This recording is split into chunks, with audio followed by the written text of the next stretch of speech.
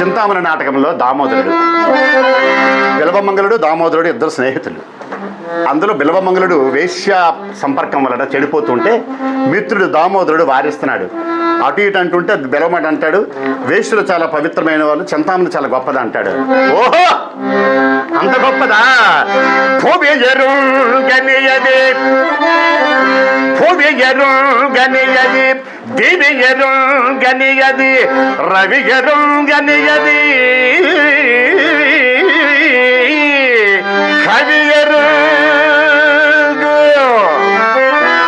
అతి దీర్ఘదర్శులకు కవివరులు ఆట బొలతి ఎరుగలేకపోయిరుకో